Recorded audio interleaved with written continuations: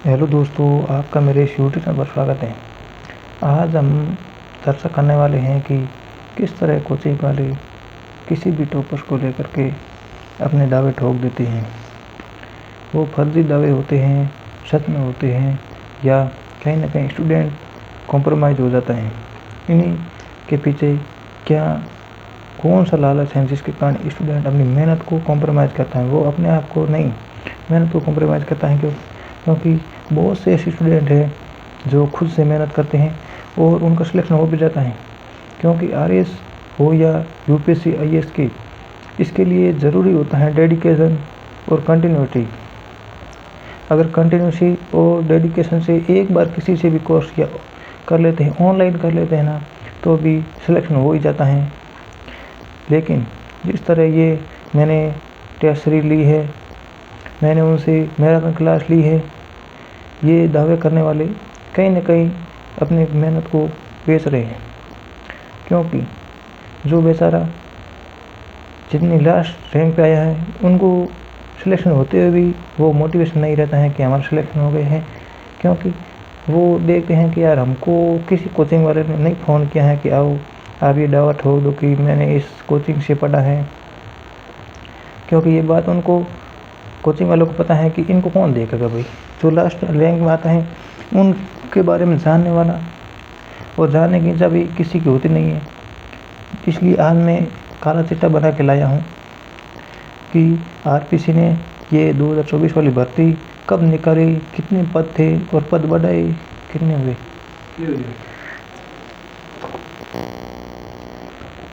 तो मैं कह रहा था कि कितने भाई 2024 वाली जो ये अभी रिजल्ट आया, कब भर्ती निकली, कितने पद थे और पद बढ़ा करके कितने हुए। जिससे अब देखो, पहले ऐसे सीजीएल का जो रिजल्ट आया था उस समय भी रैंक फास्ट को लेकर के तो चर्चा थी ही, लेकिन कई ऐसे रैंक दूसरे भी लिए गए। ये है ना, टीचर की गलती तो है ही, क्योंकि टीचर तो अपने लिए करता है, लेकिन स्टूडेंट अपनी मेहनत को नीलाम करके आता है, जान जाता है।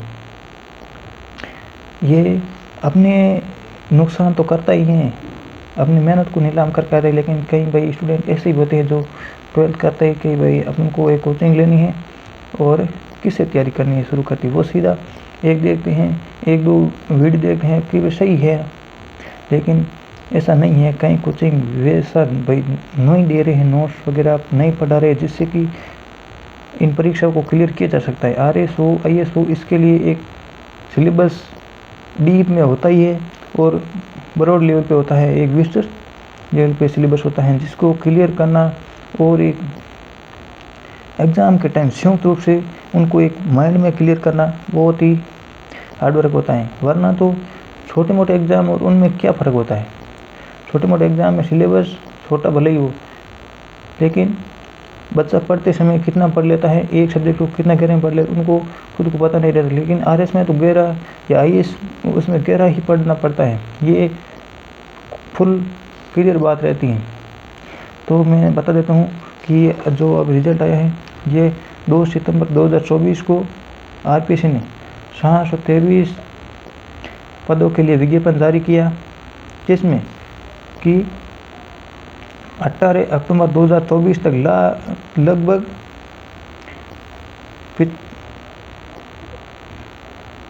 1,75,000 कैंडिडेट के आवेदन हो गए थे, ठीक है।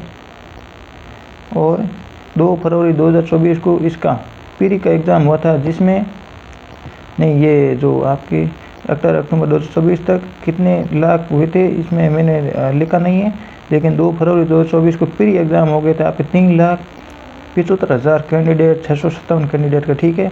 3,75,653 कैंडिडेट हुए थे इसमें प्री में पास, ठीक है, और मतलब शामिल हुए। और तो फिर 20 फरवरी 2025 को आपके रिजल्ट आ गया था, जिसमें 21,539 कैंडिडेट जो है एग्ज़ाम के लिए भाई पास हुए, ठीक है, मेंस एग्ज़ाम के लिए। इसमें तो 17 और 18 जून 2025 को मेंस एग्ज़ाम हुआ, जिसमें 8 अक्टूबर 2025 को रिज़ल्ट जारी हो गया, ठीक है। तो मेंस रिजल्ट जारी हो गया 8 अक्टूबर 2025 को, जिसमें 2461 कैंडिडेट इंटरव्यू के लिए चयनित हुए, ठीक है। इसमें 17 फरवरी 2025 को पदों की संख्या बढ़ा दी। 17 फरवरी 2025 को आरपीएससी ने पदों की संख्या बढ़ा करके 1000 लगभग 96 कर दी, ठीक है। जिसमें राज्य सेवा के लिए 428 तथा अन्य सेवा के लिए 668 पद आपके थे। RS 2024 के, अब इनमें ये देखेंगे RS 2024 के टॉपर्स कौन कौन से। इसमें टॉप 5 रैंक्स में स्टूडेंट मतलब लड़के ही हैं, लड़कियां इसमें नहीं हैं। तो दिनेश बिश्नोई जो कि बाड़मेर से आपके फर्स्ट रैंक पे हैं, और वीरेंद्र चारण जी, और फिर नवनीत शर्मा और रविंद्र सिंह जी और विकास सियाग, ये 5 टॉपर्स हैं।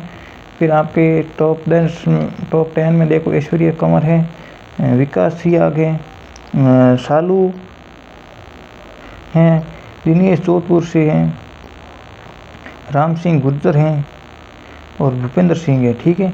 ये टॉप 10 में हैं। अब बात ये है ना कि ये स्टूडेंट अपनी मेहनत को गुलाम क्यों करते हैं, क्यों उनको लेके आते हैं। तो इसका पीछे तो भाई वो उनकी मंशा जाने कि या तो कोई लालच आया है, मैं यही जानना चाहता हूँ। लेकिन एटलीस्ट बात यह है कि कम से कम इन बच्चों ने मेहनत की है, जिसके लिए हम सभी उनको धन्यवाद और कांग्रेचुलेसन भेजते हैं। और मैं इतना ही कहना चाहूँगा, जो कि ये दूसरों के जाके भाई कोचिंग वालों के पास जाकर फर्जी दावे करके आते हैं कि यहाँ से हमने मैराथन क्लास ली, यहाँ से हमने कुछ वीडियो देख लिए, टेस्ट दे दिए, इंटरव्यू दे दिया। तो ये बात कहीं ना कहीं आप अपने एक बार अंदर सोच लेना कि हमने एथिक्स नाम चीज़ पढ़ी है, तो या तो वो दिखावटी था। जो बच्चे अभी शुरू होने से पहले ही इतने फर्जी दावे करके आते हैं, तो वो क्यों नहीं हम क्यों नहीं माने कि वो घूस नहीं लेंगे। बाकी वो खुद अंदर देखेंगे, अंदर सोचेंगे तो उनको लग जाएगा कि हम कहीं ना कहीं गलत कर रहे हैं। धन्यवाद दोस्तों।